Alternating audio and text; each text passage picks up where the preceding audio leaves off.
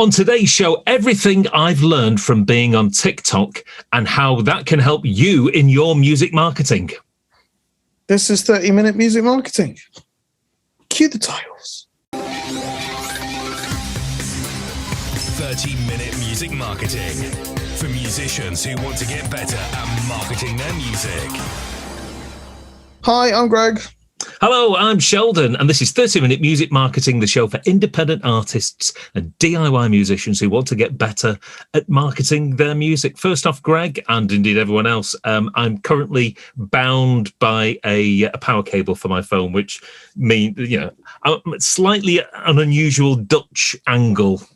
So if you're listening to the podcast, this is fine. You've absolutely no idea what I'm currently going through. But I'm currently contorting myself in order that my phone, which is my camera, will reach a power supply. But that's I couldn't even find my headphones with the microphone in it, so I didn't even bother with that. If we did this a bit more often, Greg. Mentioning no names as to who's dragging the heels of the current recordings. It's just, you know what it's like. I'm a busy... No, I'm not. No, you're not. Anyway, let's forget all that. TikTok. You might remember at the beginning of the year... your favourite child at the moment. My favourite child. We did an episode at the beginning of the year, all the things I was potentially going to be trying that was going to be new for 2022 with regards to my music marketing mix. And I reluctantly decided to go on TikTok. Yeah, you were dragging your heels then, weren't you? I was, and I admit I was wrong to drag my heels. I've been using it regularly for about 6 months or so now, and even though I'd had a TikTok account and posted like one or two things and not really knowing what I was doing, but I just pretty much left it, and at least the name was registered. It was only like the past 6 months or so that I've actively started using it, started pushing it. And in 6 months, I've grown from, as I say, a couple of hundred, probably not even a couple of hundred, to just a shade under 40,000 in 6 months. Can I ask one question before we continue any further? Yes. You spending time on TikTok, has it come at the expense of spending less time anywhere else? Yes, I'd say I'd spend less time on Twitter, which was previously my preferred platform of entertainment, and certainly less time on Facebook, and probably less time on Instagram. And if you look at general music marketing graphs in terms of time spent on those platforms, TikTok is very much in the ascendancy. The Instagram is sort of holding its own potentially. Facebook's nosediving. Really? Very much so, yes. So Facebook as a platform for a lot of people, it's becoming history. It's becoming old news. So I guess you're going to tell us what you've learned.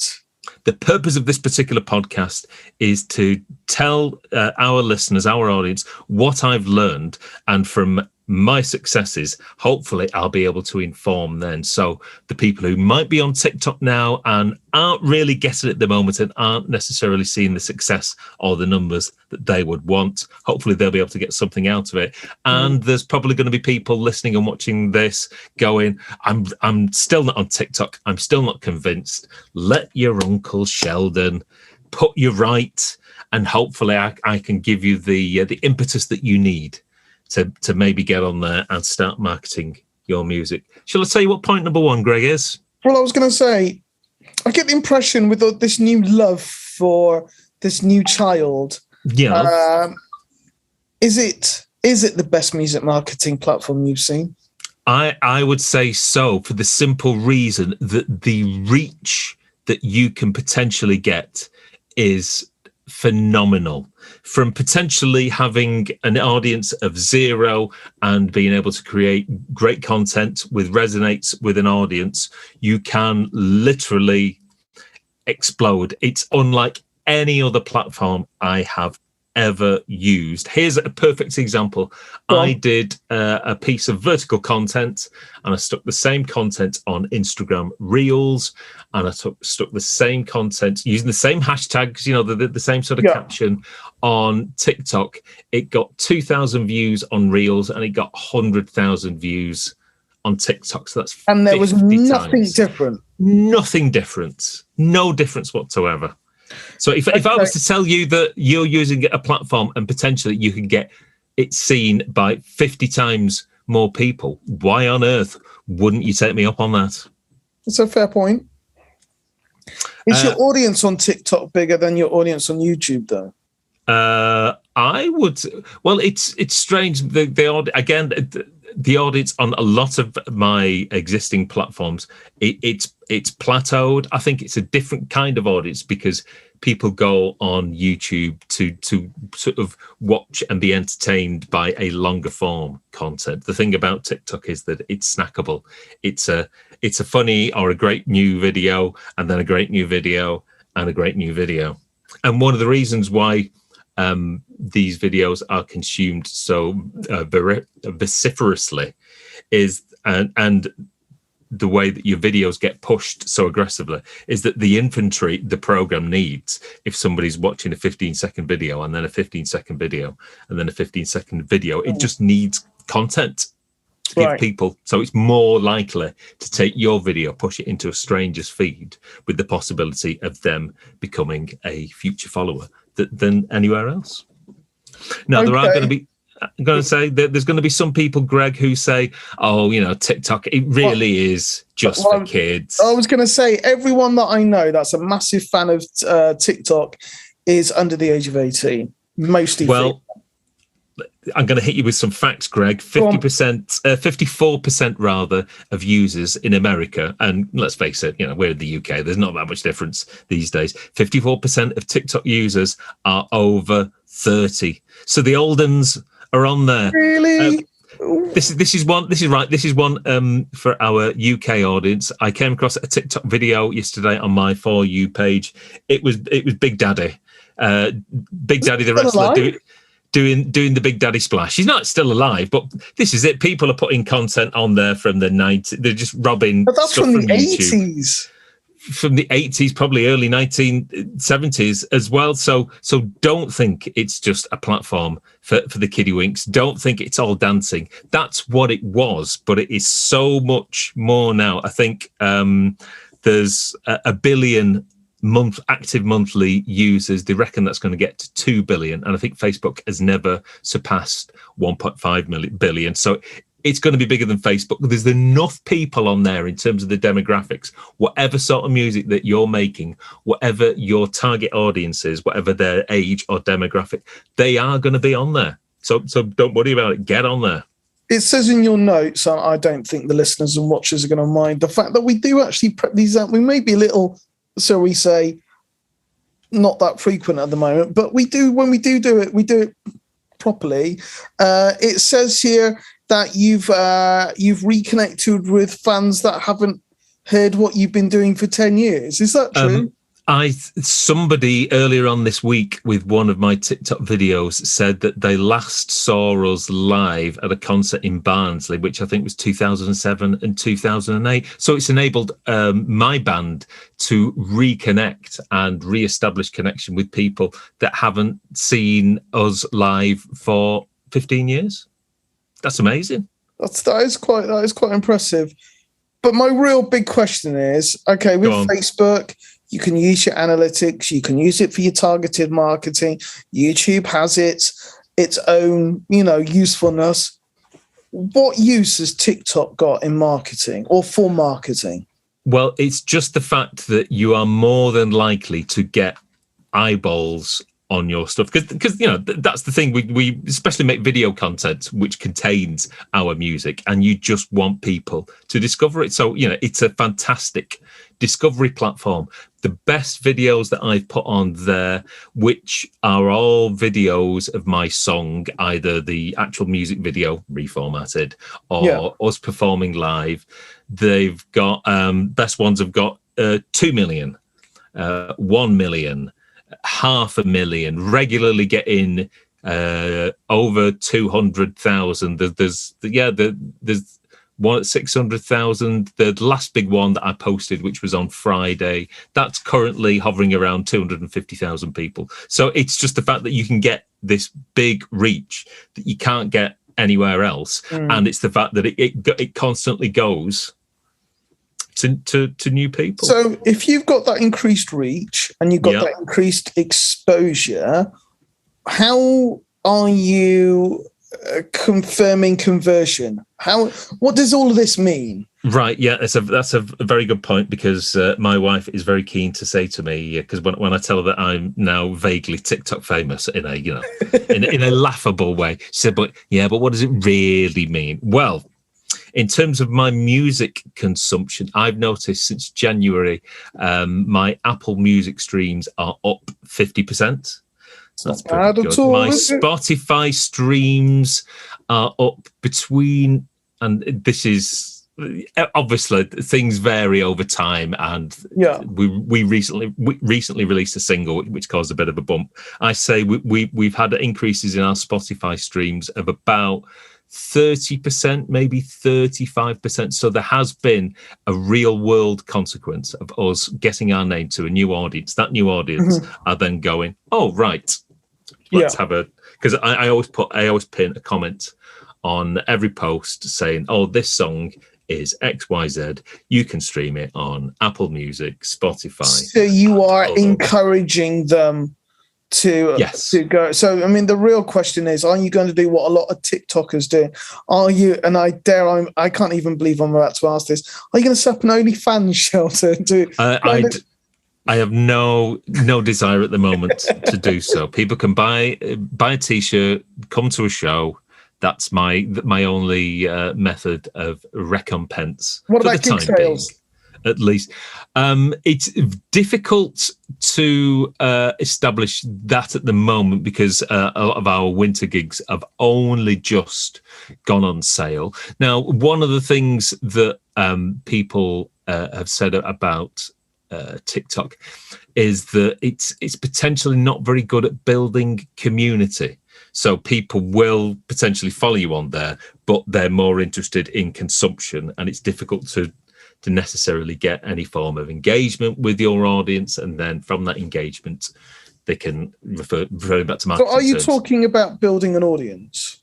Or at the moment, my main plan is building that audience rather than extracting the value from that audience. So at the moment, it's a good and it's an easy ask to tell people, click here and that'll send you to Spotify, because link in the bio, that'll send you to Spotify. That's easy for people to do. Obviously it's harder to get them to part with £20 for a ticket, which includes your booking fee, and then travel to the nearest town or city to come to see us, and then have to pay for parking and have to pay for the beer and potentially a meal beforehand. So at the moment, I'm not concentrating too much in the sell. I'm informing people, but I haven't gone in hard. And I'd say there isn't necessarily a big uptick in a lot of ticket sales, but I will confess I haven't really gone for the hard sell just yet. Right. Okay. No, that seems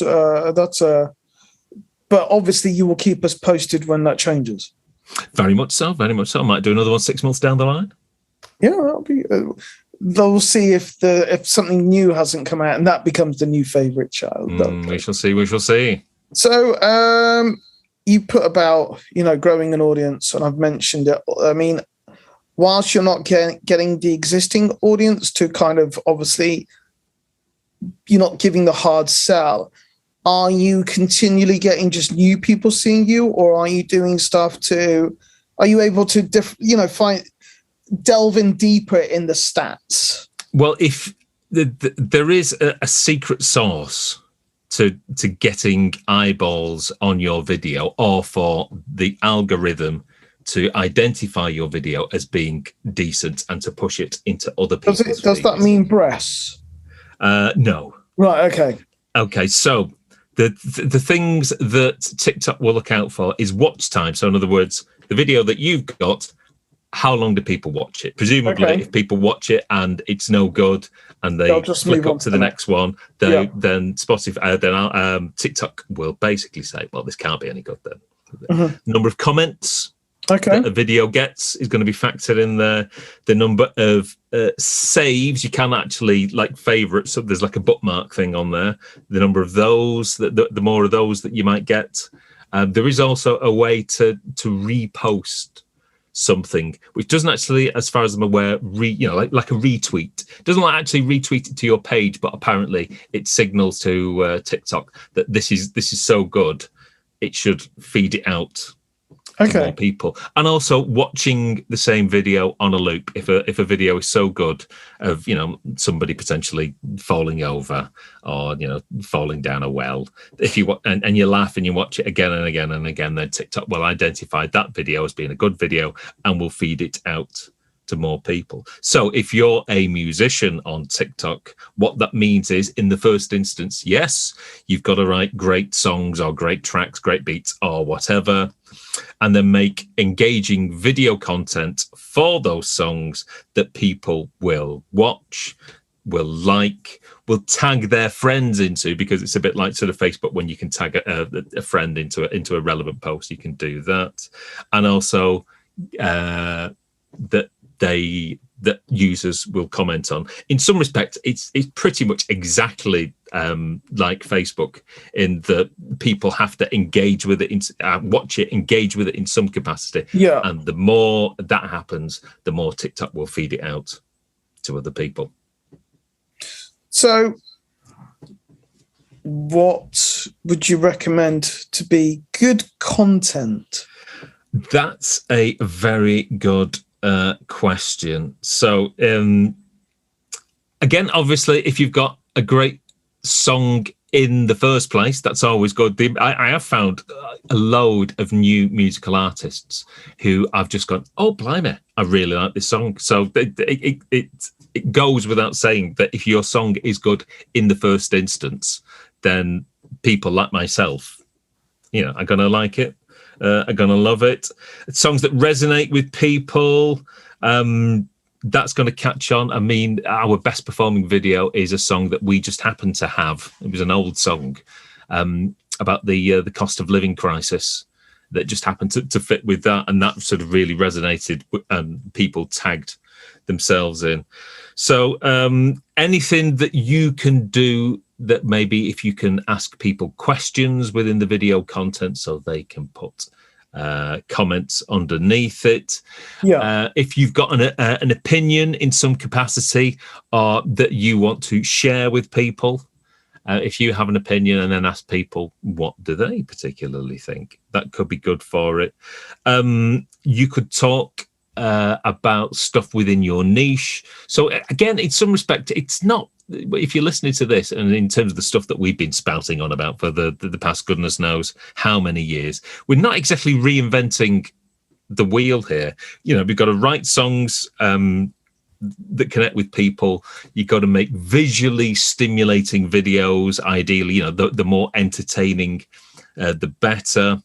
What I would say is, don't just think it's a one and done scenario. Don't think, right, well, I've made a little bit of a video for a bit of a song, and I'm not going to post that particular song ever again. You can think of almost slicing a song down to its relevance of components, finding the best bits, the catchiest bits of each song, make a little snippet out of that, and that's its own separate sort of piece of content. So in terms of everything you just said there, would there be anything else that you would, because they would all help you go viral, wouldn't they? Is there anything that you would add? Some people say the shorter, the better. If you've got something that's about 15 seconds, that's fine. My musical TikToks based around our songs tend to have a verse and potentially a chorus. So that could be 30, sometimes upwards of 40 seconds. Right. They've been fine. As I've said, multiple TikToks on the same song, different variations. I started following this musical artist and I was completely blown away. And she was just miming on her phone to her song, but she was miming to an a cappella version of it, and I could hear all her harmonies. So that was brilliant. So again, split up atomize different bits of your song, recontextualize it. You can put a different caption relating to, maybe different parts of the song, where it was recorded, how the song might connect with your audience, how each particular bit of the song was written. You can keep posting the same music clip with maybe a different video accompaniment and a different sort of caption. You could do one TikTok, which is just the lyrics of the video, all sorts of different things. So you're basically packaging a song and presenting it in a multitude of different ways. Correct. And I mean, were any of the examples that you've just described, were they, oh, this is definitely going to work, or was this, let's give this a try and see what happens? You know what I would say? The greatest factor in all of this, it's the quality of the song. Because in terms of me and my group, because I'm not the lead singer of the group and not the face of the group, I can't necessarily get my phone out and do any sort of brand new content. So I specifically have to rely on just music videos and sort of live performances. So you're effectively reusing old content? The majority, we have occasionally filmed some sort of brand new stuff, but I'd say 90% is existing content, reformatted from 16.9 to 9.16. And ultimately, as this is a new audience, it's not old material for them, it's new material, isn't it?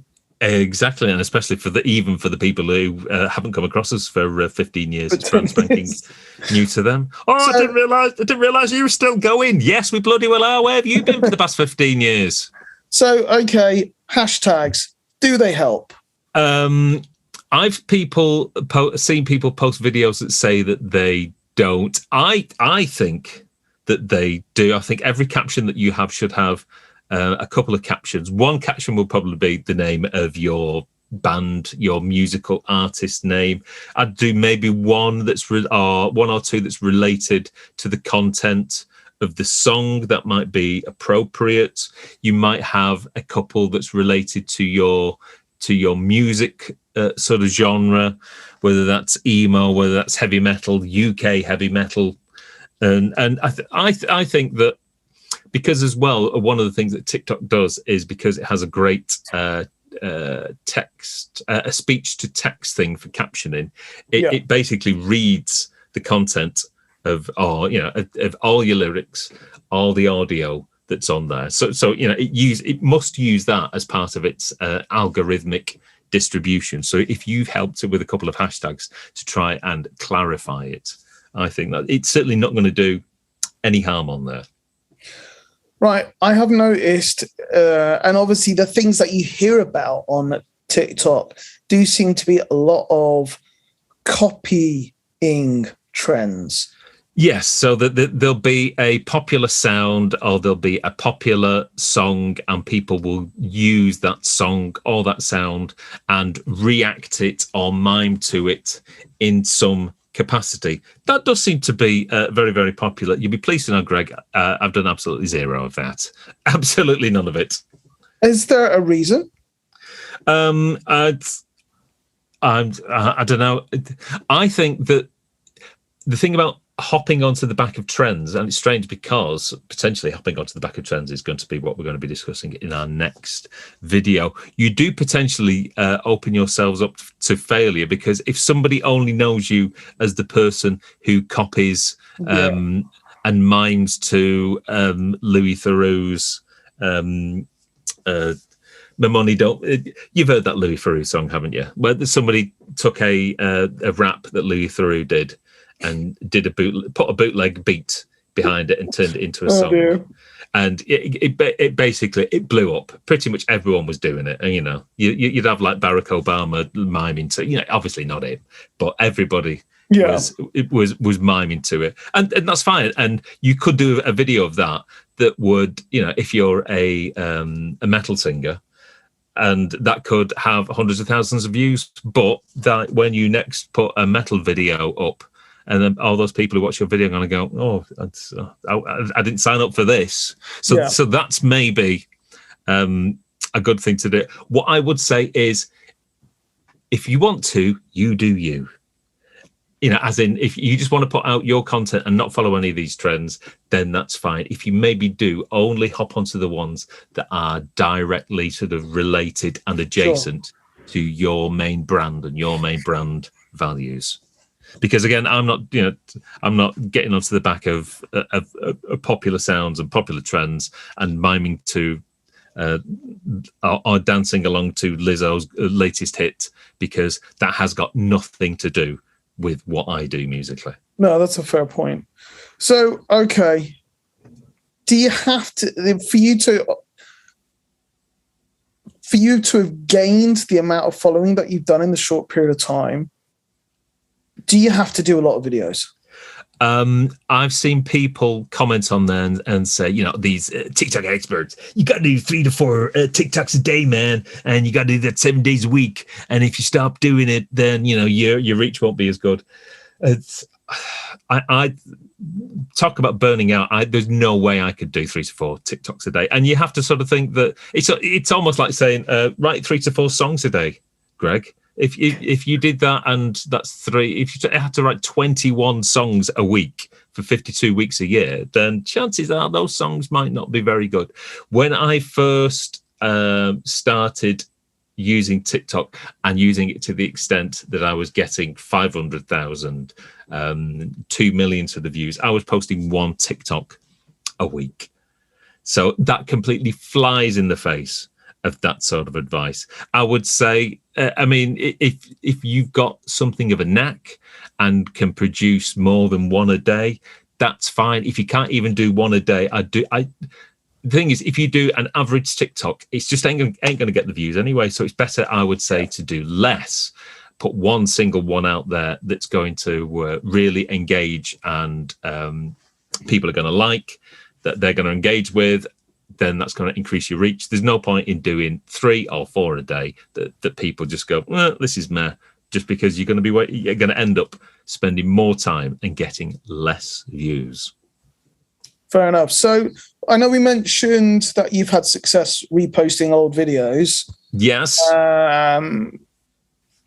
It's great, Greg, because if you're lazy like me, but if you struggle to get 6 members of a band all in the same room at the same time, if you've got loads of old content that's knocking around your YouTube channel, you can just go to YouTube, you can click that download button, get it on your hard drive, reformat it, and I get it to 916, scroll it along if you need to, do the old pan and scan, and that will be fine. In terms of audio and video quality, it doesn't really matter too much if it's a little bit. You can often sharpen it up in a video editor. There's a sharpen filter, I think, on most video editing packages. But if it's a little bit blurry, once you blow it up to fill the screen, that's fine. The one thing you do need to do is everything needs to be captioned. So I would use the captioning facilities within your non-linear video editing packages to put captions on. So again, even if it's lyrics, you've got to put the captions on, or you could potentially, if it's just you talking, use the speech to text facility, which is really good in TikTok. Correct any potential mistakes that they have if your singer has an accent or whoever speaking has an accent, because our lead singer Greg has a bit of a broad accent, and it doesn't. Just say lead singer Greg. No, our lead singer, Greg. Oh, okay. Our lead singer. Yes, I know. Bernard. You know that he's got a bit of an accent. Yeah. So you probably got the least amount of accent out of everyone in your band. Very much so. You're less regional than it is others. Excellent at picking up my voice. So caption it in your video editing package, or if you're just talking on a video in the same way that we are now, the speech to text thing is quite good. Make sure that you use it, because I've used it myself, and you can, and I really like the fact that you can just go through and proof it, and just and you might need to make a couple of changes. And I was doing it, and I was talking about specific brand models of stuff, and it even got that pretty much right. So it is pretty clever. It's better than the YouTube and Facebook automatic speech captions thing. Very much so. Very much so. So you've talked about, well, you've mentioned here about the TikTok ads platform works pretty similar to Facebook. Anything else you found out? Well, again, I would say that if you have got a high performing video, then if you know something is resonating with people to a massive degree, so in other words, once we had one video go over 1 million views, it's a case of we could spend a little bit of money now and get that video, which we know is popular, and get it seen by more people. So I've dabbled on the Facebook, the TikTok ads platform. It's similar to Facebook ads. It's not as refined. I found that costs at the moment tend to be a little cheaper to get video views than the Facebook equivalent. So yeah, if you've got a video that's doing really well, it would benefit, I would say, putting some money behind it. They've got a boost feature, which is similar to the boost feature that you've got on Facebook for people who don't necessarily, I don't necessarily know the ins and the outs, and it will simplify the process. I used that once just to see what it was like. Those video views worked out at 50% dearer than the TikTok complicated ads platform. So don't use that boost button unless you really have to. So as a final point, if you're stuck, do you have any strategies? The best thing to do is just to download TikTok, or just get on it. Just spend some time on the platform, because it has its own tone. It has its own way of speaking to people, and just in order to feel comfortable on the platform, and in order for you to get to know how people speak on the platform, you've just got to spend time on it. That's the best way to make sure your content matches any platform, really. Spend some time on it, see what sort of stuff that you like, that engages with you, because generally when we're trying to find a new audience, that particular audience is going to be a lot like ourselves to a certain degree. So find what works with you, see how you can do your own sort of version of that, and then be prepared to be lost in the world of TikTok, and then realize, there's something I should have been doing hours ago, rather than just continually scrolling through highly entertaining videos. So there you go. Those are some top tips from a man who actually does do this stuff and does the hard work for us. I didn't want to engage with it, but I'm so glad I did. And it's going to be interesting to see where, considering how much you've learned in the last 6 months, what else you're going to get out. And more importantly, it'll be interesting to see the outcome for your band. A final footnote, Greg, they say that this is basically the gold rush. This is the time where everybody needs to get on board and everybody can achieve great results. Again, if they know how the platform works and know how to produce the content that basically triggers TikTok's buttons. All the people in the know say that this gold rush will not last more than about 12 or 18 months. You've only got a year, 12 months to 18 months to build that audience before people start posting videos and we don't get the reach that we once get, just because it's, the market, the market becomes saturated, and also TikTok will reach a point where it goes, right, I need to start making some money out of these people. And then it will start reducing your reach. And then it will say, the only way you're going to be able to reach these people now is to start spending money. So it will plateau. And experts say that that's going to happen in the next 12 to 18 months. So if you want to start and build that audience now is the time to do it. Do it now. Okay, well, that is today's 30-minute music marketing. Thank you, Sheldon, for your expert advice. If there are any listeners or indeed viewers that have had similar, indeed any success on TikTok, let us know. Put your TikTok handle in one of the comment box wherever you find this video or podcast. We'll check out your TikTok and we'll see what you're doing. All right. Well, thank you very much for watching and listening, and we will see you next time. Cheers, everyone. Take care. Bye.